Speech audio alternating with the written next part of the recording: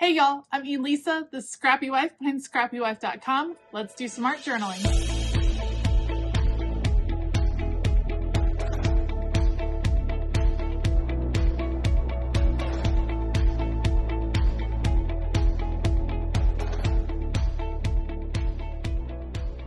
Today I am diving into another art journal process, and I am working in my 49 in Market memory journal where I've been combining photos and art journaling and just all the things. And so today we're going to art journal. It's going to be fun. I was inspired by a quote I found, so I wanted to write down this quote. We're going to get it on this page, and we're going to have fun creating. And I think the theme for today is going to be circles. We'll see how that turns out. So I will put you all on fast forward. I will link everything that I use down in the description box below. Otherwise, let's go. I get told all of the time that art journaling just feels very intimidating. People will say, I wish I could do this, but I'm just not very creative. And I'm here to tell you that anybody can art journal. I promise you, if I can do it, you can do it. In fact, that's one of the reasons I started this channel in the first place. I am not a trained artist, and I think that's probably pretty obvious when you are looking at the things I create. But man, do I enjoy the process. I don't think I reinvent the wheel ever, but I think there are some simple techniques that you can try, that you can start to explore so that you can start to get in touch with the things you like to create. And I'm also here to tell you that sometimes the things you like to create might be a little bit different than the things you might like to look at when you are on Pinterest or Instagram. You might like to create something a little bit simpler like this. Most people will tell you that drawing is just a combination of shapes, and that is very true. And I think exploring shapes is a great way to jump into an art journal page. In this particular case, I'm just going to go with one shape for the most part. We're going to do circles. I pulled out a few warm colors. These are the Dina Wakley acrylic paints. Love these paints so much. And I'm literally just taking my paintbrush and painting some loose circles. They are not perfect. It's not this crazy technique. I'm just turning the paintbrush in my hand to create these circles. Sometimes they're overlapping, sometimes they're not. I'm not super worried about when they're going to overlap and when they're not. I am at this point considering how the color is spaced around the page. I don't want all of the bright pinks right next to each other and all the oranges. I'm trying to make sure that they're spread out and about evenly distributed around the page. But really, I'm just building here. And you can build and build and build and build with one shape.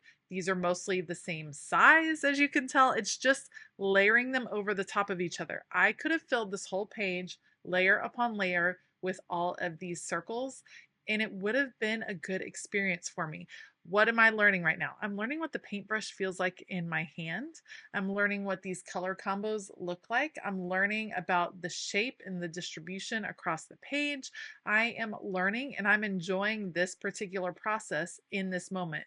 Do I feel like this is a complete art journal page? No, of course I'm wanting to add some more interest to it, but I think sometimes you can start out really simple and you might do several pages where all you're doing are shapes. You could do squares, rectangles, stars, zigzags, and you're just creating backgrounds that you may go back to at a later point to build on.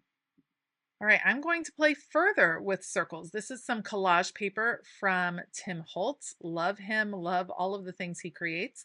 And I'm tracing a circle this time because I didn't really trust myself to cut circles freehand. If you can cut a freehand circle, then you have mad props, like mad respect to that. I cannot cut a freehand circle. I most definitely need to have one traced. And even when it's traced, I knew that these were not going to be perfect circles, but that's okay. I traced 5 circles onto the collage paper, and now I'm just trimming them out.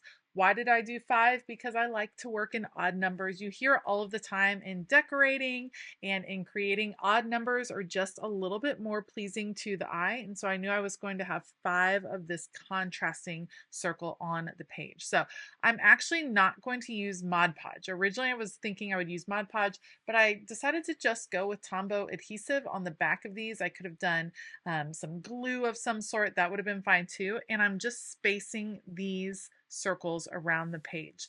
I find this overlap very interesting because it's the same shape, but because of the type of collage paper that this is, the borders of those circles slightly less defined. So I think it adds an interesting layer or an interesting twist to the circles that I was working with before. Also, this is a contrast because it's not only bringing in black, but it's bringing in a pattern. And of course, all of the circles that I've created previously were solid. So that's kind of the exploration that's happening now. I'm playing with that contrast, playing with the placement, but really, again, just building with a simple shape. I'm going to trim off all of the edges right here. I love how this page is coming together already. Yes, it is so simple. You don't have to do crazy things to have fun in an art journal. All right, I was trying to figure out what I wanted to do next. I wanted to play with paint more. I wanted to play with pattern more, but I am wanting to also stick to the shape that I had started with. So I'm taking these same colors and I'm going to create little art marks, but while I create the art marks, I'm considering that they are, for the most part, in circular patterns. Do you see how all those little art marks are almost contained within?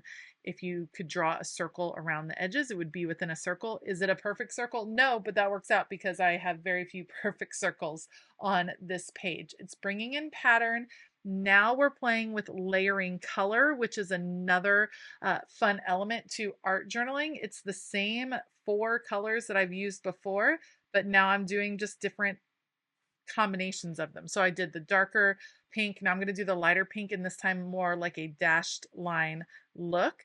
Again, I'm learning in this whole process. I'm learning the patterns I like. I'm learning how this particular paintbrush feels in my hand. I'm learning how to control the paintbrush and create different patterns with it.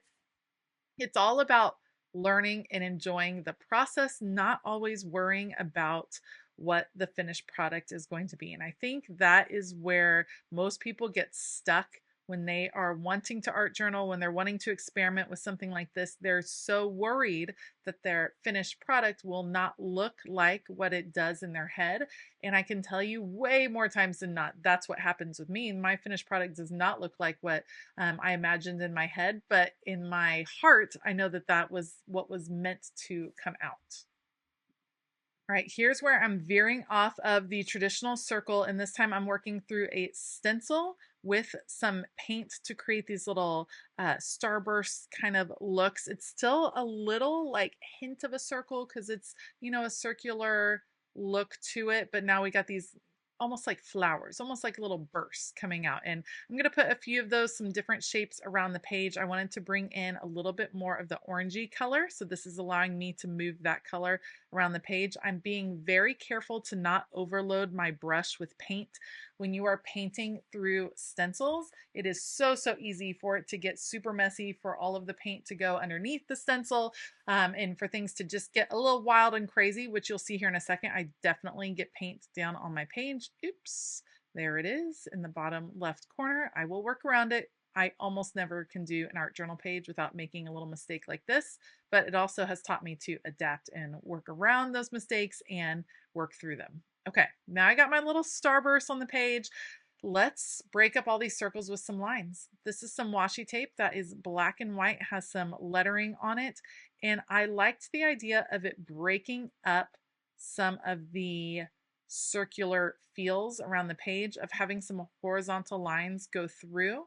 And I liked that this clear, or that this almost translucent washi tape was melting into the page a little. You could see some of the colors through it. Just wanted to bring in a little bit more black and white as well.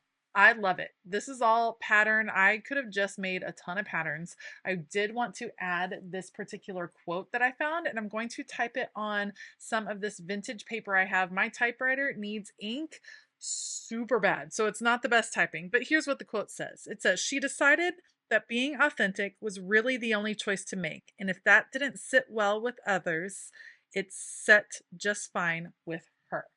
And I love that quote so much. I'm typing it. You end up not being able to see it really clearly here on camera. You really have to dig in and look at it in person. I will definitely need to replace that ribbon on my typewriter, but I'm just going to tear out the quote. it's going to go down on the page. When I put it down, though, I realized that it was blending in too much. It needed something to bring a little bit more interest and focus to where that quote was. It needed something solid around it. This sticker will be perfect. Yes, does the sticker cover up some of the art that I've already done on the page? Of course it does, but I still think it adds focus, which was what I was looking for.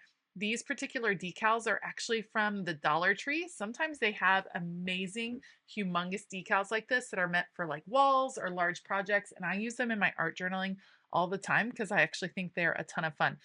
Once I had brought that one in, I figured I'm going to bring in that same floral look a couple different places, and I was kind of digging the pop of green against all of the pinks and oranges. So we're going to work our way around. I only have 2 of these big stickers, so I've got to use all my little resources wisely here. I'm cutting off the edging of the pieces that are sticking out, and then I have 1 more big floral sticker that I'm going to use to bring the flower to the bottom corner, and then bring a little bit of green leaves over to the right side as well. You can see it all started with just painting circles. Once I did that, it starts to loosen up your creativity. You start to feel a little bit more inspired. Just things start to flow a little bit easier. Give yourself a chance. Don't defeat yourself before you start. Just start. Just give it a shot. Just put paint on page. Create some shapes and see what happens from there. If it triggers creativity for you, that is awesome. If it doesn't in that moment, that's also okay too. It's always just fun to experiment and see what comes, what can come from your creativity that you may not have expected.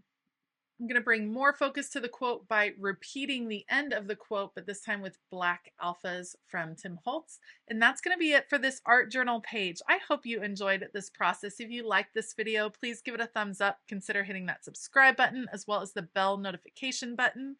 I will link all of the supplies that I used down in the description box below. And I want to give a huge shout out to all of my Patreon members. You all are so amazing. Thank you so much for all of your support. All right, I hope that all of you have a fabulous day. And as always, keep it creative.